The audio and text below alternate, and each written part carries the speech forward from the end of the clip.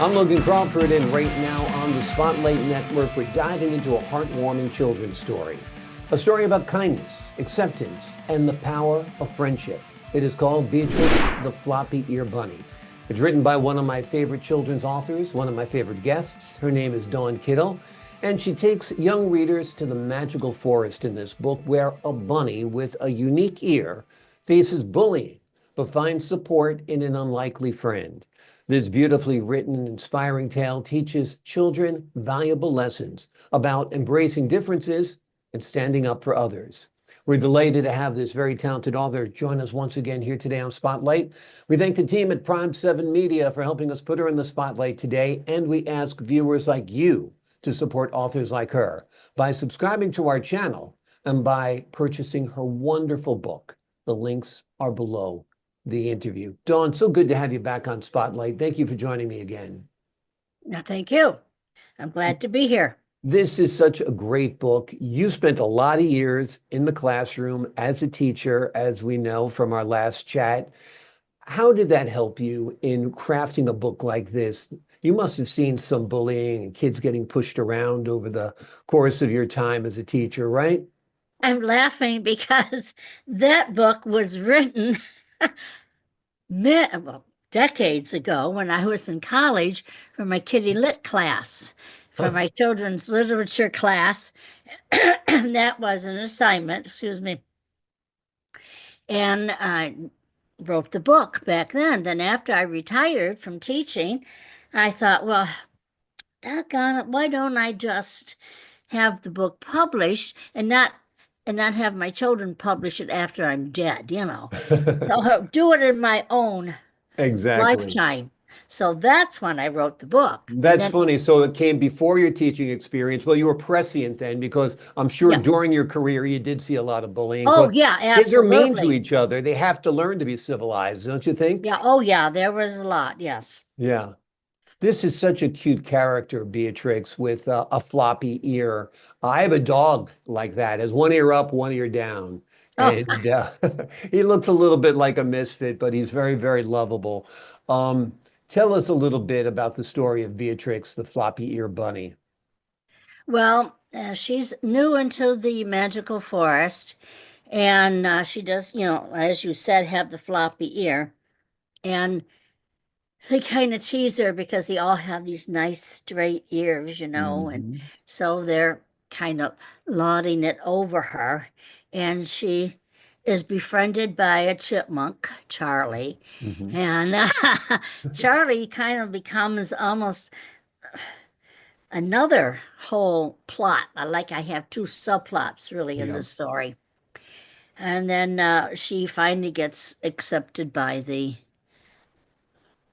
rest of the crew because something happened. I don't want to spoil the story hmm because something happens that one of the parents was making, and they realize that everybody's the same on the inside hmm just because you look different on the outside.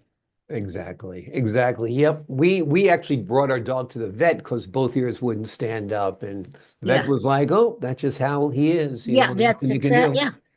And we did embrace and we did love Butters, as we call him anyway, despite his floppy ears, just as the children and the animals in this story Hmm. learn to embrace Beatrix. I love the setting of the magical forest. I think it's so classic children's story time. Tell us a little bit about the magical forest that you created.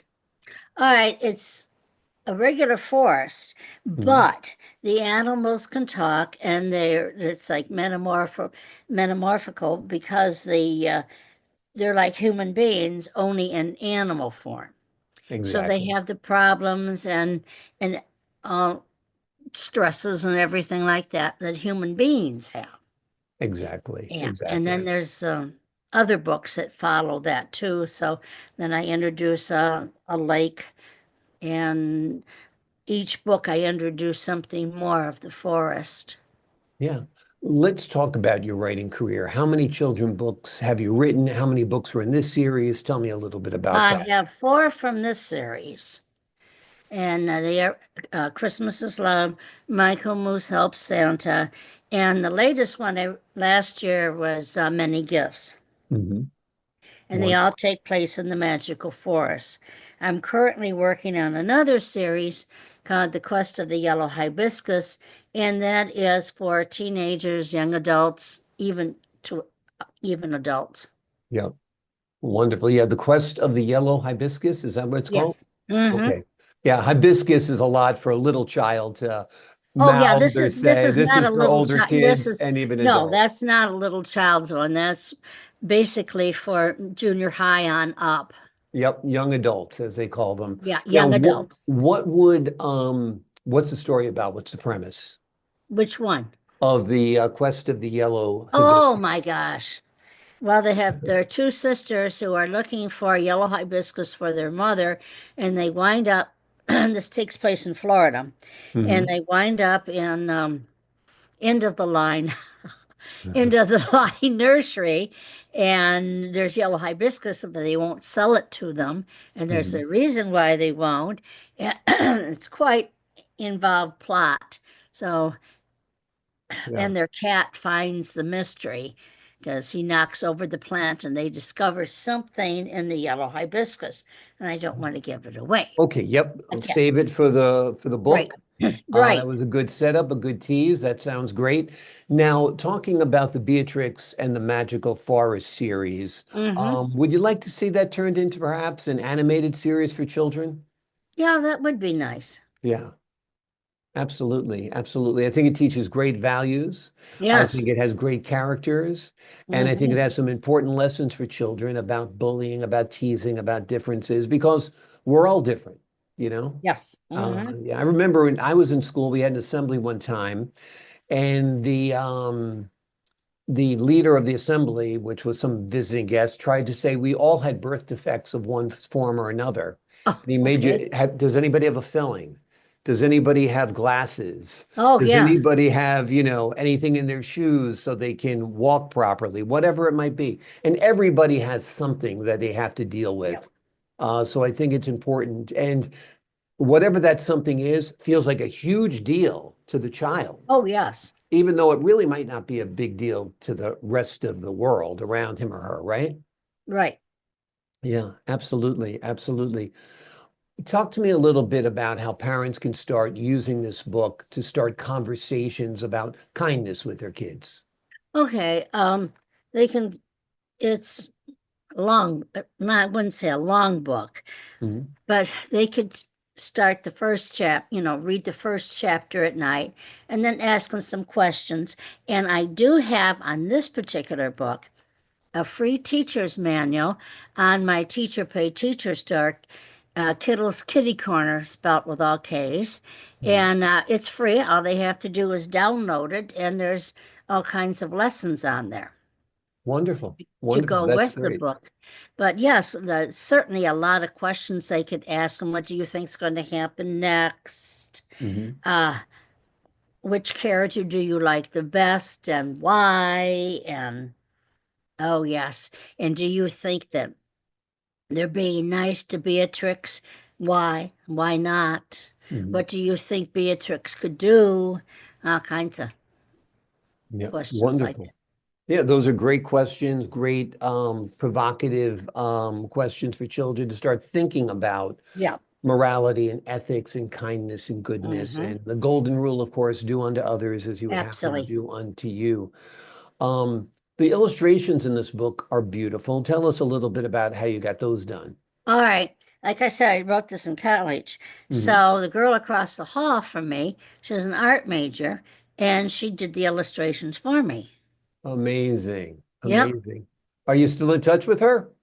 No, I haven't been able to find her Oh, at that's too all. bad because that'd be But wonderful to send her a book, say, hey, do you yeah, remember what we did right. all those Yeah, years ago? yeah, I know. I tried to find her through our Michigan State Alumni Association. Of course, it's so big, but Right. and I knew where she came, what she was from Saginaw, and I can't find her.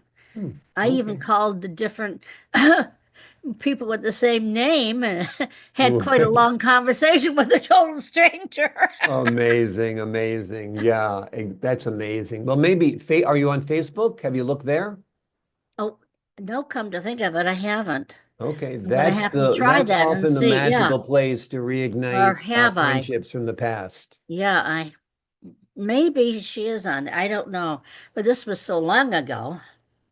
Yep, exactly, Yeah. exactly. So are you still working on the quest for the yellow hibiscus? Yes, I just got back from visiting, having a small family reunion in Florida. I just got back last night about midnight. And I wrote quite a bit because that story does take place in Florida. And it Right. started with my cousin looking for a yellow hibiscus. And I said, "Oh, we're off on the quest of a yellow hibiscus." And I said, "Oh, that sounds like a good title." And when we got back, I started writing it. And Wonderful. so I just have the last chapter to put together, and then I have to type it up. And Yep. then I change it as I type it. So it'll be a while before it's out yet. Yeah, wonderful, wonderful. Well, we're looking forward to that. Florida is not a bad place to be this time of year if you happen to live Oh, in oh, that Michigan. was nice.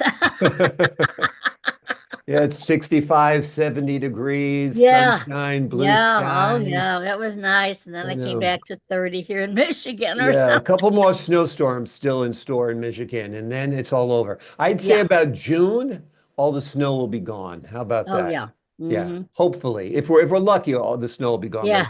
Well, right now we don't have any snow. We've had sleet, rain, and